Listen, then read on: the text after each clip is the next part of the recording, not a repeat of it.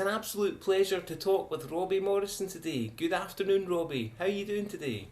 I'm absolutely brilliant to see you, Jamie. Thank you for having me on. Robbie, it's brilliant to get this opportunity to connect with you. The I Write Festival starts today. It's an exciting time ahead with the festival being completely online this year. And of course, people all over the world can access the festival. You're going to be appearing at I Write on the 21st on a panel to discuss your brilliant novel, Edge of the Grave, which I've been thoroughly enjoying. It's your very first novel, although you do have an extensive career in literature world, which we'll go into in a wee second. Can you tell our audience a wee bit about Edge of the Grave, please, Robbie, and what the event next week will be? Yes, certainly. Edge of the Grave is a dark historical crime thriller set in 1930s Glasgow.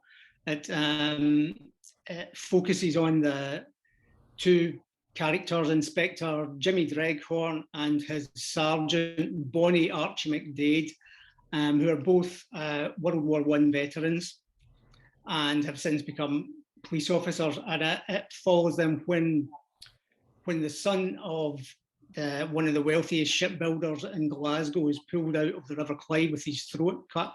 Draycorn and McDevitt are given the case, which is slightly problematic for Jimmy Draycorn because it turns out he has a troubled romantic history with the victim's wife. It's a very dangerous case that takes them from the flying fists and flashing blades of the meanest Glasgow streets and the underworld up into the backstabbing upper echelons of government and big business, all in the hunt for a brutal killer who will, very quickly have the pair of them in their sights.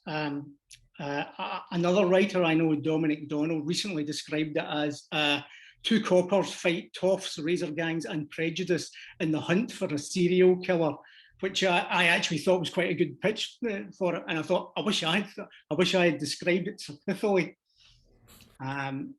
Luckily, I'm very much looking forward to appearing next Friday at almost exactly at this time, 3:30, on a panel called 4 Centuries of Murder.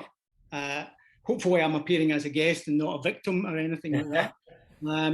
I'm on with the writers S.G. McLean, Craig Russell, and it's being chaired by E.S. Thompson, who's another fabulous writer in her own right. And S.G. McLean is on to talk about The House of Lamentations, the latest in her series of Cromwellian historical thrillers. And Craig Russell is on to talk about Hyde, his new Gothic thriller, which is a very interesting take on Robert Louis Stevenson's Dr. Jekyll and Mr. Hyde, but about which obviously can't say anything more other than don't want to spoil anything. But yes, I'm really looking forward to being on the panel. I think it should be a lot of fun, even for a panel that's entitled cheerfully 4 Centuries of Murder. Absolutely. It feels like a very Scottish title. It does so. I should have said sort of 4 Centuries of Murder.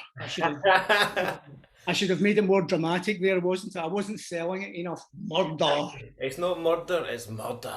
Murder, yeah. There's nothing like it in a Scottish accent. With your novel Edge of the Grave being set in the 1930s in Glasgow, I read that you had some extensive research into the period, and that was something that you were quite fascinated by, the context of the time, with the post-war environment, those roving razor gangs and the poverty and grittiness of Glasgow in the 1930s. It does feel like the perfect backdrop for these grisly murders. Can you tell us a wee bit about the research for the book, the process of that, please? Yeah, well, as you say, I've always had a slight fascination for the period of the 1930s, as well as for the sort of all the gangster films and the hard-boiled crime fiction of that period. But and like a huge majority of people in the west of Scotland, and I'm sure people who have emigrated to America, generations ago, I have a sort of history of shipbuilding in my family, going back 4 generations in my part. But it's an industry that's long gone now. So I had listened to sort of family stories of, my grandfather worked in the shipyards and in black squads in the shipyards as a boiler maker and caulker. And because of obviously, but when you look at Glasgow nowadays, all of that's gone. So it kind of develops an almost, mythological status in your head. And it's just something I was, unfortunately, my dad also compiled a handy family history for me that I managed to weave elements of that into the story as well, such as my paternal grandfather used to box for Lord Colquhoun, one of who owned his family owned a great deal of Loch Lothianshire in the time. And this was back when sort of wealthy landowners and aristocrats used to have stables of athletes. So I've taken some of that and weaved it into the storyline, fictionalised it obviously, but I've given Jimmy Draycorn quite a bit of that background.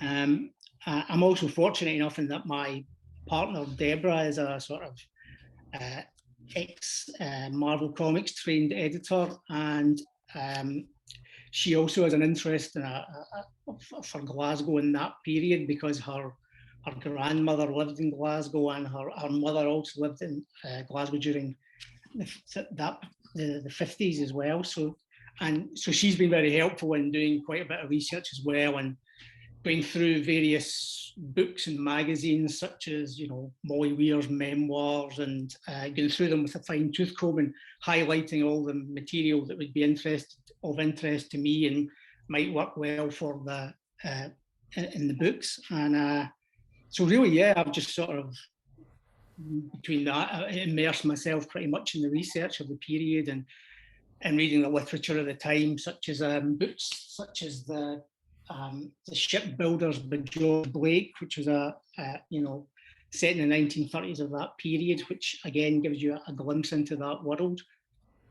It sounds absolutely perfect for a film adaptation at some point. Is that something that you would explore? Well, I mean, you wait and see what happens. I'd be delighted to see something like that, film or television, take off. But who knows with these things? It's mainly why at the moment I just focus on it as a book and the story that features in the book, and make that work as hopefully as well as you possibly can, and do your best and create as strong a book, strong a story as you can. And if anybody comes along and is interested, then I'm sure I wouldn't say no. Absolutely. And as I mentioned earlier on, this may well be your first novel, but you have an extensive career in literature, Robbie, for your work on 2000 AD. In my opinion, the greatest comic series ever, and one I've been a fan of since I was 11 or 12 years old. I was wondering if you could speak a wee bit about your work with 2000 AD and the process of now writing novels and the link between the two. Well, I mean, I've always found writing comics I find comics is a great medium for storytelling. So I've always enjoyed working in comics, but probably my main love was always crime fiction. So it was always something I had, an eye to writing sort of crime fiction at some point in the future. And while comics are a great medium, the comics like 2000 AD, they tend to focus mainly on sort of science fiction or superheroes. To do anything that moves away from those two genres is sometimes it's a bit of a hard sell in comics. But to be honest, I think writing a novel for the story on Edge of the Grave and the adventures of Jimmy Draycorn and Bonnie Archie McDade, I felt a novel would be the best place to tell that kind of story, where you can just immerse yourself into a world and a period and a history. In terms of actual writing, both both mediums, comics and novels, are very different. Obviously, there's tons and tons and tons of words in a novel, whereas comics are a very visual medium. But when you write comics, I always describe it as it's a bit like writing a screenplay or a television script, where you come up with a story and then you break it down into the action and the dialogue, and what you're doing when you're writing that script, even though it only goes to 2 or 3 people. When you're writing a script, you're trying to get into the artist's head to spark off the artist's imagination, so that they can bring something of themselves to the story as well, and bring it to life. And I always think, ultimately, that's what you're doing. And when you're writing a book as well, you're trying to get into the reader's head and spark their imagination, so that they imagine the world and the characters. So I think the reader's imagination is probably the best tool a writer has in many ways, because everybody, when I write the book, I don't do very detailed descriptions of a lot of the characters.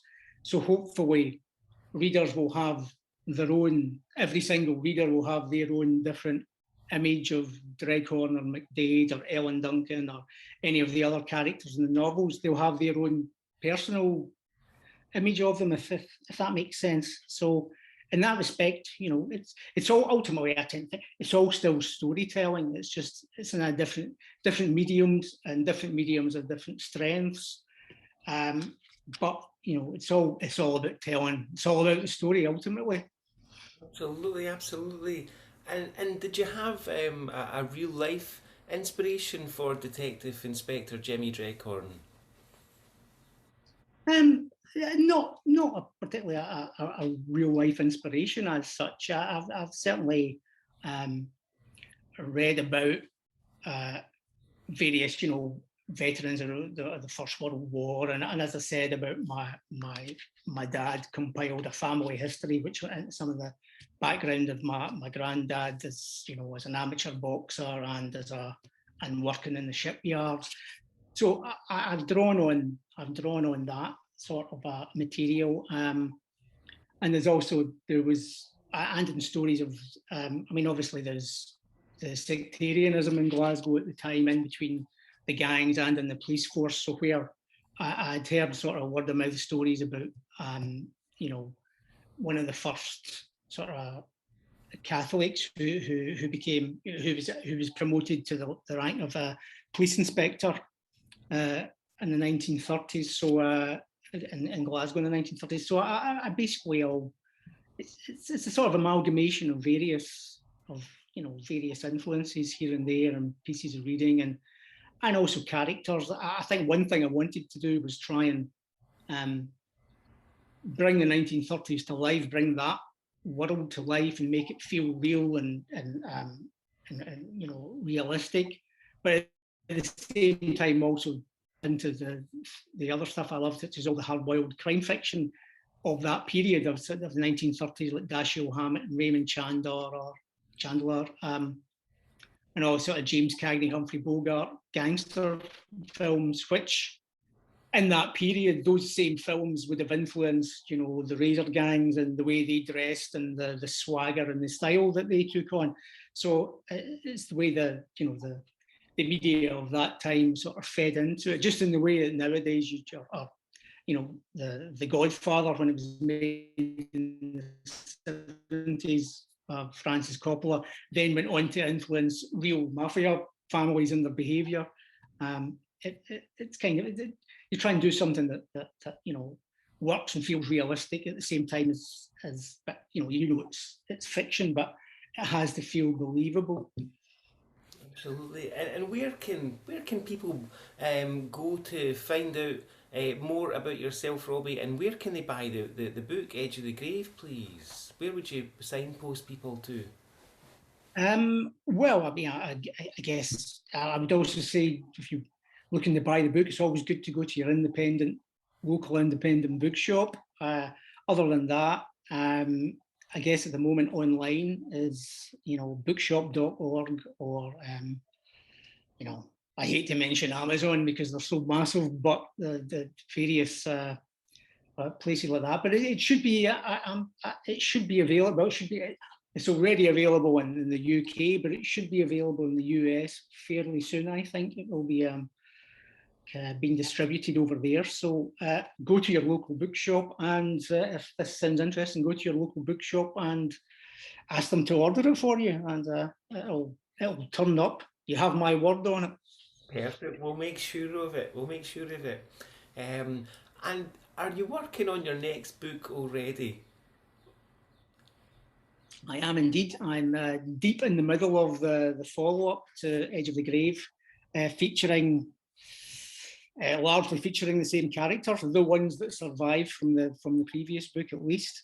We're working on that. In fact, we just recently, I think we just decided on the title that we're going with for it, which I can't say at the moment, of course, but yeah, it's all going well. It's and if fingers crossed, if things keep going, it will be, Draycorn and McDevitt will carry on as a series of books, which follows the lives, loves, and adventures, and what would be sort of a part crime thriller series and part family saga that would also allow, one of the things I did want to do in the novel was actually make Glasgow itself as big a character as the detectives and the villains, and so I wanted to try and write a series that captures the spirit of the city and the spirit of the people and how they make each other basically. So that's. Absolutely. Well, you do such a wonderful job of evoking Scotland, and it's such a pleasure to connect with you today. So thank you so very much for your time, Robbie. Thank you for your time. No, you're welcome. Thank you. And hope to catch up with you again soon, Robbie. That would be brilliant, and wish you all the very best with I Write. Thanks, Jamie. Take care. Bye. Thank you so much. Thank you. Thank you.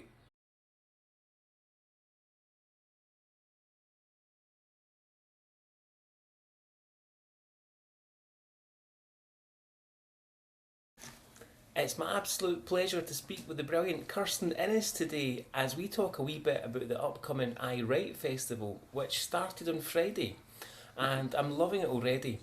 Kirsten, how you getting on today, and how you feeling about the I Write Festival this year? Excited, good. I was due to be on I Write last year, and I think my event was scheduled a week after lockdown was announced.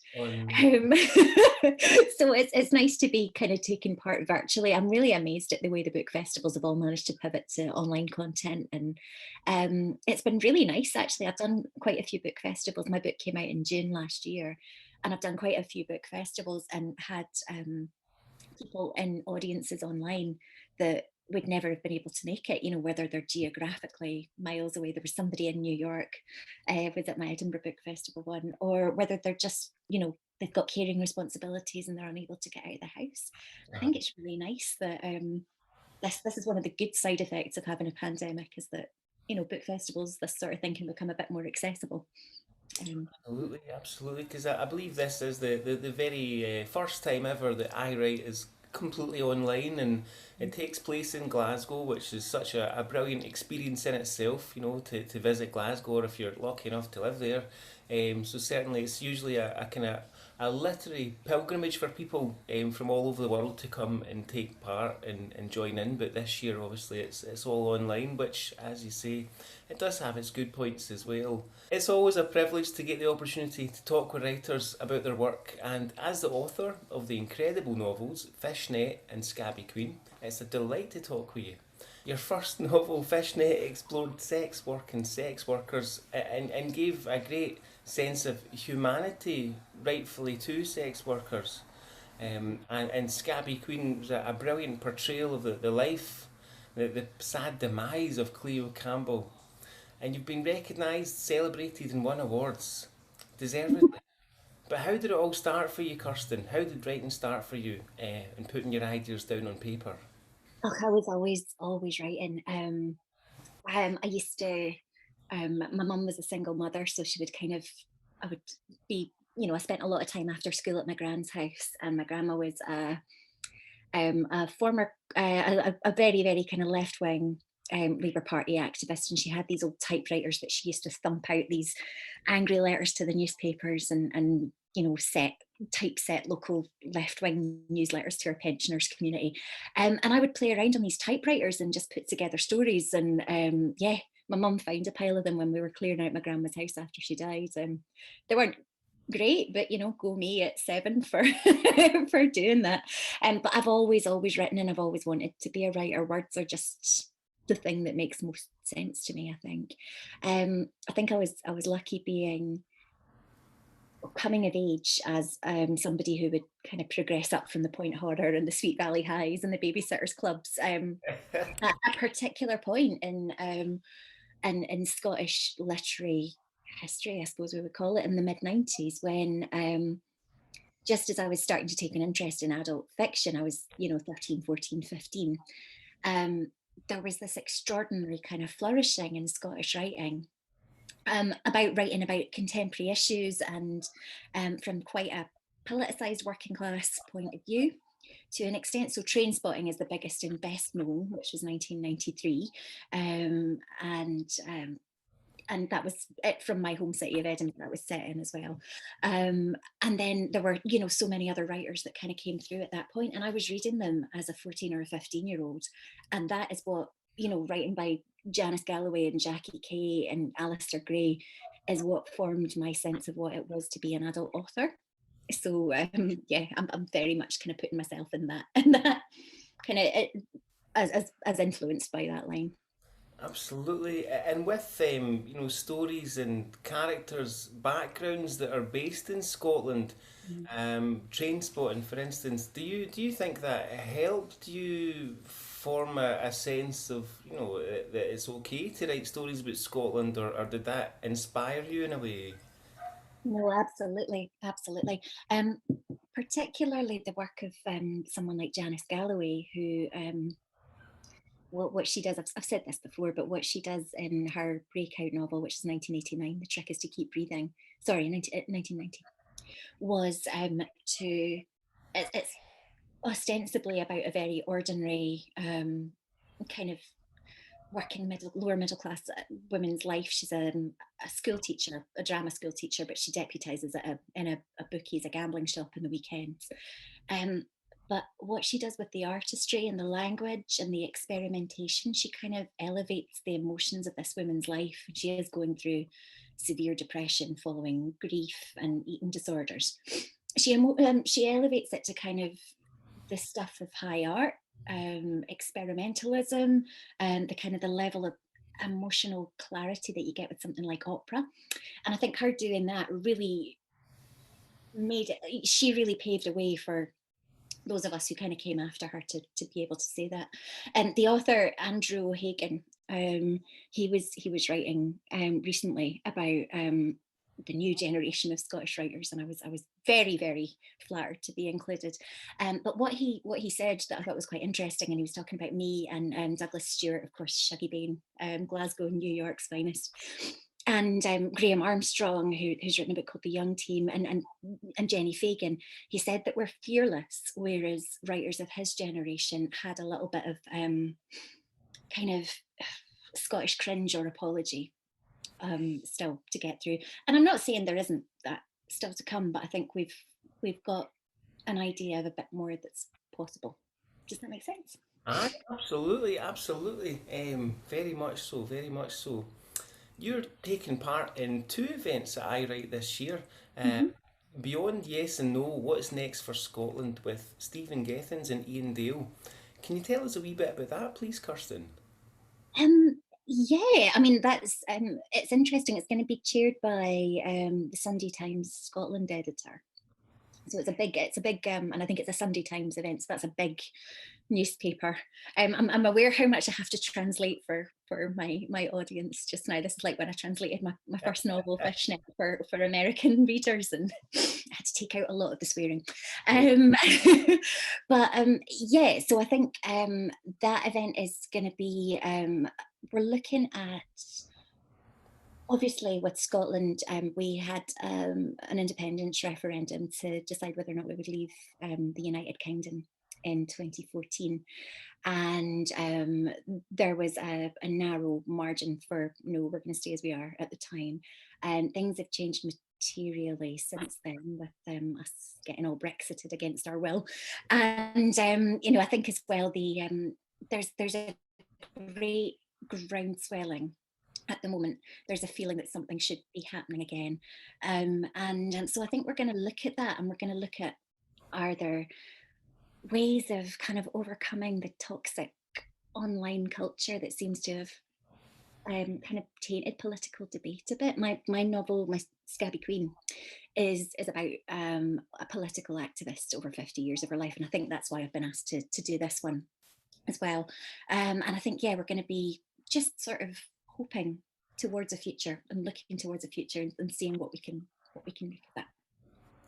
Absolutely, and I mean, writers, artists, cultural creators have always been at the forefront of forging ahead, showing the way, showing their bravery and imagination, and not only capturing the public imagination, but really paving the way. And with obviously the political context, do you feel that artists in Scotland are making themselves, as well as the political cause, shall we say, more visible now than perhaps previously? I think so, to a certain extent. I would say as well that I suspect maybe there's an argument to say that we've always been doing our thing, and it's not about making ourselves more visible. It's more whether or not there is a will for that spotlight to shine on us or not. Douglas Stewart, when he won the Booker Prize, he did an absolutely amazing thing. The first tweet that he sent out as soon as that announcement had been made was to name check 10 other Scottish writers who he thought people should read if they were interested in writing from Scotland. And that was an extraordinary act of generosity. That was a wonderful thing that he did. And there's no denying that, the success of Shuggie Bain, which is only the second Scottish novel to win the Booker Prize. And I'm not sure how old the prize is. That is an old prize, though. And the first one was 26 years earlier, and considering how much of a great literary tradition there is in Scotland, it's a very strange situation, that. But definitely there's something to be said for Shuggie Bain having shone a light on Scottish writing, for sure. I mean, I think Scottish artists actually have been punching above their weight for quite a while when it comes to visual art, for sure. There are a lot of, the Glasgow School of Art is a kind of breeding ground for artistic excellence on the international scene, I think. So it's nice that writers are maybe getting our wee chance in the sun a little bit more, and a lot of that is thanks to Douglas, who is an extraordinarily generous man. So, yeah. It seems to me that there is a growing appetite, as well as awareness, that the so-called ordinary about Scotland and Scottish culture is every bit as interesting, exciting and engaging as stories about the street in New York. Like for me, I think Trainspotting was the first thing that I'd read from Scotland that was about characters that you may well bump into in the street if you had the misfortune to, or the fortune to, but real people speaking in Scots, and being able to identify with characters on some level. And for me, it's just great to see people really having an appetite for Scottish stories now that aren't necessarily about the kind of more traditional romantic aspects of Scottish culture. That realism is brilliant. So I'm very excited about this new wave of literary talents, including yourself. Oh, thank you. Absolutely. You'll also be taking part, you'll be chairing the Fiction as the New Rock and Roll event, featuring the talents of Alan Warner and Donnie Walton. Alan is the author of Morven Caller and the new book Kitchenly 434, and Donnie Walton is the author of the final revival of Opal and Neve. With Scabby Queen focusing on the life of fictional music star Cleo Campbell, all three books really get into pop culture and music in a big way. Has music been a big fixture in your life, and who did you enjoy listening to in your formative years and now? Yes, always. And I should have said Alan Warner as well was one of, Marvin Caller was another one of those very formative books for me. So I'm going to try and rein it in and not be mega starstruck when I'm chatting to him next week. Yes, music has always been a really big thing in my life. When I was younger, what kind of happened again in my teenage years was alongside the flourishing in Scottish literature, we also had Britpop. So I listened to a lot of Blur and Pulp, but it was always, I mean, my partner sometimes jokes that I don't really listen to male artists at all anymore. And I say, no, I do, I listen to Prince. But I've always been drawn to female artists and female musicians in that way. Which is one of the things I connected with about Donnie Walton's amazing book, The Final Revival of Opal and Neb. Actually, that's a fantastic book. So the big influences on me were people like, well, when I was a rebellious teenager, Courtney Love and Shirley Manson, and to an extent Tori Amos as well. And there's a wee bit of Tori Amos and Shirley Manson, certainly in the way that Cleo Campbell, my fictional main character, kind of presents herself. Nowadays I pretty much worship at the temple of Janelle Monáe. Through my kind of late teens, early 20s, I was very much into Alison Goldfrapp, and I worked in a kind of a venue and nightclub and got kind of into techno in my techno and electronica in my mid 20s, whereas before I'd been strictly guitars only. So yeah, I'm always excited by what music can do and where it can take you, and specifically interested in the women who kind of get in there and break down those sort of boys club structures. So important, and often do it far better as well. With that segues nicely. Later this year, you're going to release a biography of the Archies in Glasgow, which for our viewers and listeners was an incredible multi-purpose arts venue and cultural hub right in the centre of Glasgow at Glasgow Central Station, which I believe that you worked at, Kirstin. Yeah, that was the club that I was referring to. So it was actually, it started as these empty old Victorian brick arches holding up a train station. It got turned into a venue briefly during a massive sort of 1990 Glasgow exhibition. And then my former boss, an old punk theatre director called Andy Arnold, was just like, just going to keep my wee theatre space in there. And then they started putting on nightclubs to kind of fund the theatre. And it became this, it was open from 1991 to 2015. And it became this extraordinary space where everything felt a bit possible. It would attract the biggest international DJs. Derek May, Craig Carter are all regulars there. Derek Carter. Derek Carter. Oh my goodness, I got my techno confused with a Tory politician there. It happens. Derek Carter, anyway, Derek Carter and Carl Craig were, two of the names who possibly Americans might know. Calvin Harris got his start at the Arches when I was working there. He was just a wee boy that used to hang around the DJ decks.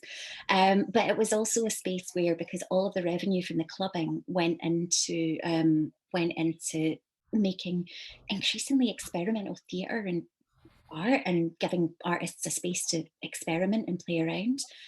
So it was very important for people, for theatre in Scotland and Europe as well. So it was this extraordinary place, and I've written it with my co-editor, David Pratchpiece, who was the Arch's second longest term employee. We've done it like an oral history, which again is like Donnie Walton's Opal and Neb, nice coincidence there.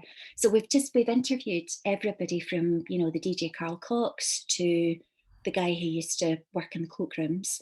And we've got them all kind of telling the story of this building in their own words, because it really was a building that was kind of built by a group of people. Well, it wasn't built. A venue, the spirit of a place was built by a group of people who felt that something was possible. So I'm really excited for that book to come out as well. Absolutely. I certainly know a few people that will be also.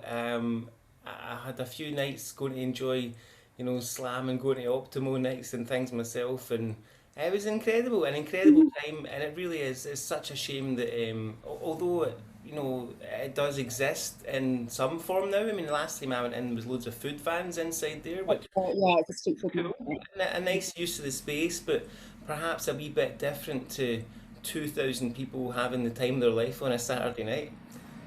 I've actually just done a Daft Punk as well, where we're signed by Slam, who were the DJs at that classic Friday night you would have gone to, first of all. I've actually just done a Radio 4 documentary about Daft Punk in Glasgow, which aired last week, and about them kind of hanging out at the Arches. Kate Dickie, the actor, narrated it as well. She's best known maybe as Lisa Aaron from in Game of Thrones if you're in America, but yeah, so that was a really fun one as well, because Daft Punk got their start. We're hanging out at the Arches Club nights incognito. They used to fly over from Paris. Absolutely. I remember seeing Kate Dickie in an airport once and being quite starstruck. Mm. Had to stop staring, but I was like, wow, it's you. I know, hopefully the Arches will come back in some form or another. I mean, these creative spaces are so important. Of course, they're brilliant community hubs. They grow movements. They bring people together. Certainly with writing, though, we can do it anywhere, and certainly you take the reader to everywhere. What, in your opinion, are the most important elements of good writing, Kirstin? Ooh, I can only speak for myself, really. I well, I can speak as a writer and as a reader. What I need for my own to feel kind of confident and satisfied in my own writing is that no character feels like a caricature. Even if it's somebody who's a wee bit of a baddie, I want to be able to show them as a human being. That's kind of, that for me is always the sort of the most important kind of step. Everybody needs to feel real if I'm working on them, and I think I react to that in other people's writing as well. A lot of my writing is I didn't realise this until they put this on the blurb of my book, but they were right. A lot of my writing is about empathy, and Scabby Queen. You can do the broad brush strokes and say it's about 50 years in the life of this musician, and she's an activist, and she's political activist, and she never sits down, but it's told from the points of view of the people she kind of left along the way, 24 different people. And at each of those little bits of narration, there's just a wee little rub of two people kind of rubbing up against each other in some way. And that's the bit I'm always most interested in, that wee tiny human connection and what it means, or that wee failure of connection and what it doesn't mean. So, yeah. So empathy is at the root of good characterization. And I think definitely, yeah. have you started working on your next book already, or what's coming up for you, Kirstin? a little bit I have. I've had quite a lot of small projects over the last year, quite a lot of recommissions, or bigger ones, and when it comes to the Arches book. I want to write a book called Semi Precious. At the moment I'm at the starting stage where I'm going on walks and squirreling away details. I love a multi-generational story, so this is a multi-generational story about small town life, capitalism, family, who gets to leave, who gets to stay, and possibly fairies, actually. I've got a 5-year-old son who's obsessed with fairies, and it's become quite interesting to me that already the world kind of wants to tell him that fairies are not a thing that boys should be interested in. So I've been digging into that quite a bit, and I think I'm coming up with something there as well for one of my characters. So yeah. Scotland's got such a great link, obviously, with fairies, part of the folklore, and they're for everybody. They're for everybody. Oh, yeah, yeah. Absolutely. How can viewers, readers, buy your books, or where would you direct them to, please, Kirstin, and to find out more? Oh, sure. Well, my first novel, Fishnet, is actually out in the US, published by Simon & Schuster's Scout Press imprint. And I got a very nice royalty check for that the other day that I was not expecting, because I do not expect to get money for royalties. So thank you very much, US readers, for buying and liking Fishnet. It's got a really gorgeous neon cover as well. So that you can get wherever your independent bookshop of choice might happen to be. Scabby Queen at the moment is not available in the US unless you go through sort of various routes. Yeah, there's great independent bookshops in Scotland that will happily post you a copy. I like the Lighthouse Books and Portobello Books. It's also Waterstone's Scottish Book of the Month right now as well, which is very nice. So I'm sure Waterstones would post you a copy too. And my biography of the Archers is out with Salamander Street in November. So if you look them up, they've got a link to it on their website for just now, and then they'll all be on general release from there. Absolutely brilliant. Thank you so much for your time. It's been an absolute pleasure to talk with you, Kirsten. Thank you so much. Yeah, thank you very much. And have fun at the Highland Games this weekend. I'm looking forward to it. Thank you. Here we go.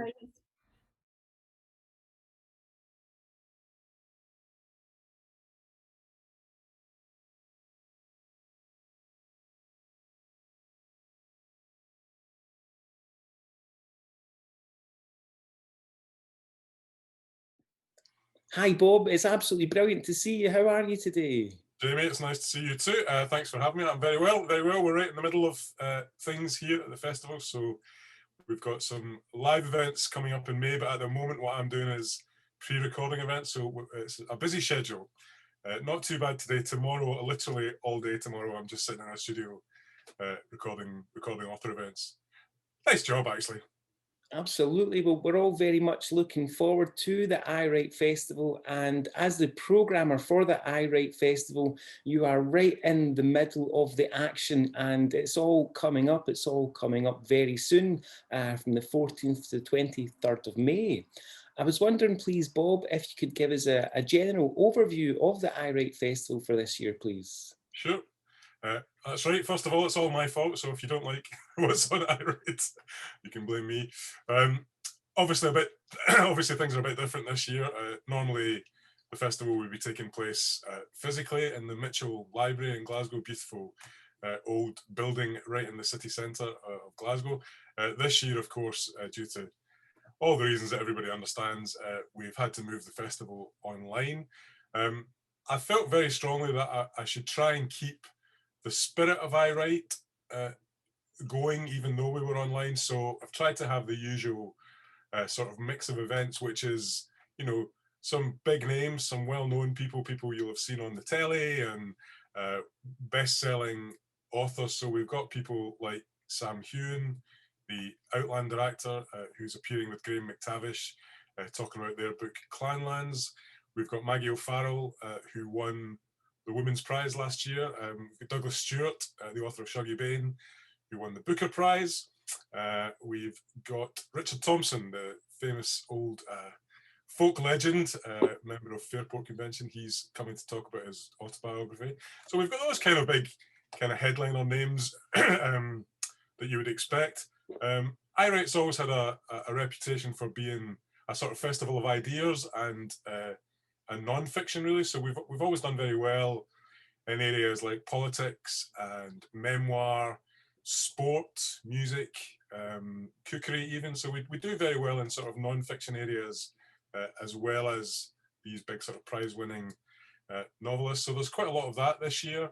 There's a lot of writing on the environment. Obviously Glasgow, the city where the festival originated, is going to be the host to the COP26 conference in November this year, when world leaders will be coming into Glasgow. So there's a number of events in the programme this year on climate science, climate change.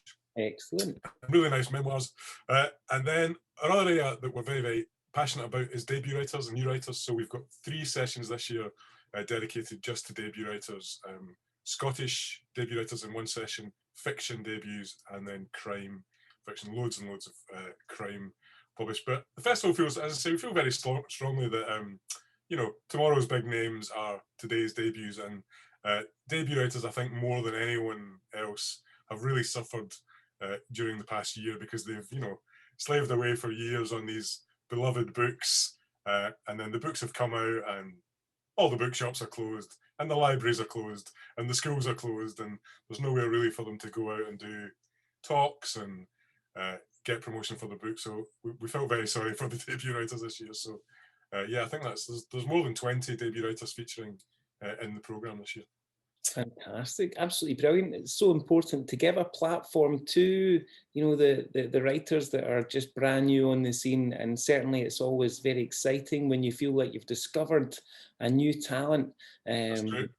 As a festival of ideas, Bob, is there an overarching theme for the festival this year?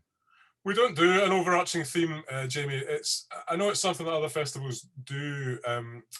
I sometimes find they can be a wee bit restrictive. So if you've got something like transformation, or do you then try and make every event fit into that theme, or do you only program things that fit in? So no, we've never done that. What I would say is that every year there are definitely themes that emerge from the publishing program. So we are largely driven by the new books that are coming out. We've got good relationships with all the publishers and agents in the UK, and now internationally. I mean, the other thing we didn't mention really with the festival being online is that it's opened up many more international authors. So you know, we've got those kind of relationships, and you always see things that will start to come through. So things like Black Lives Matter, obviously big news stories like that will translate into publishing. The Me Too movement of a few years ago, that's seen a rise in a lot of memoirs dealing with that sort of thing. So the themes do appear even though we haven't necessarily set them. Absolutely. And how has the transition been for the festival to being a mostly online event this year? So it's interesting. It's made some things easier and it's made some things much more difficult. So as I've just said, we've got authors this year. The festival is largely going to look like this. It's going to look like, you know, people speaking on, it's not Zoom, but a Zoom-like platform. And but being online has meant I've got authors coming in to the platform from California, from Texas, from New York, from Brisbane in Australia, from Oslo, from Dublin, from London, you know. So it's made, in a way, the festival a more global and more outward-looking and welcoming inward festival. But, you know, there's just nothing like meeting in a room full of people and face-to-face conversation. So for all, it's made some of the programming exciting and made some of the programming easier to bring those people in. I think a lot of people are going to miss the indescribable feeling of actually, you know, being in a room. I did manage to chair one, so I'm chairing one session. We had 3 authors who were all in Glasgow. We were able to do it with social distancing under all of the rules, and it was so lovely. So we've got one event in the program with myself and 3 authors speaking face to face, just like normal humans used to do. So that was really nice. Absolutely. No, there's certainly nothing like a night out in Glasgow in general. So certainly having that unique atmosphere of being able to come together in Glasgow is always a very special thing. I was wondering, it's very special for authors too. I think one of the things that authors really like about going to book festivals is they get to meet other authors. They get to hang about in the green room and have a gossip and catch up on, you know, who's got the big advances and who you know, who's been doing what to who and all that kind of stuff. So I think authors really miss the fact when they're coming into just an individual Zoom like this, they don't have any, there's no socializing. Absolutely. And I know that you touched upon it just a wee while ago, but I was wondering if you could pick out a few of the highlights of the festival for this year, please, Bob. Yeah, sure. So I mentioned some of the sort of bigger names there. Why don't I give you some Scottish people? So we've got Andrew Marr, the Scottish broadcaster. He's doing a session we normally do at the festival called The Books That Made Me. It's a little bit like Desert Island Discs, if people are familiar with the Desert Island Discs Radio 4 programme. It's like that, but for books rather than music. So we get a well-known person to talk about 5 or 6 of their favourite books. We've got a brilliant debut crime writer, a guy called Robbie Morrison.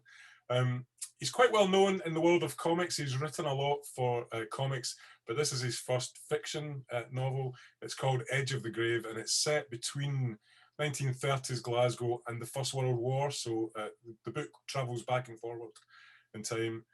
Really brilliant book, fabulous on sort of locations and period, and a really strong character. It's the first in a series, and you can see that the series will go on to great things. We've got a session on Scottish wind power and renewable energy. So I said we've got quite a lot of climate-related books, and Todd Westbrook has written a short, sharp history of Scottish wind power. So he'll be coming along to the festival. We've got a really fascinating history, a session on slavery and the Scottish, generally in Scotland, but Glasgow specifically, and the links with slavery and the money that was made out of slavery. And the event is Craig Lamont, who's written a book about, it's more about the buildings and about the physical legacy of slavery in our cities. And then Alex Renton has written a very a moving sort of family memoir. So he looks back into the history of his own family to uncover some of the more uncomfortable parts of his own story. His book's called Blood Legacy. So yeah, there's a few for you. Certainly look forward to joining those events. I think it's very important that we discuss them, so certainly look forward to that. And can you tell me about the festival pass, please, Bob? So, Jamie, we're doing something different this year. So normally, when the festival's physical, it's just normal tickets and you buy a ticket for the session that you want to see. This year, because it's online, we thought we would do something different. So we're actually doing a festival pass. So for the bargain price of only £50, you can come and see absolutely everything at the festival. So that's 65 events. In total, I think we've got more than 140 authors taking place, all for 50 quid. So it's a wee bit different. You can still buy individual tickets. So if you just want to see one thing, you can buy an individual ticket. It is an absolute bargain, and I certainly look forward to viewing it and sharing with our American Scottish Foundation members and friends very soon. Can you tell us the website for the I Write Festival, please, Bob? Yeah, it's just www.iwrite, which is AYEWRITE.com. Fantastic. We're so looking forward to the I Write Festival from the 14th to 23rd of May. It's an absolute pleasure to speak with Bob McDevitt, programmer for the I Write Festival today. Thank you so much for your time. Thank you, Bob. Thanks a lot, Jamie. Nice to see you. Thank you. All the best.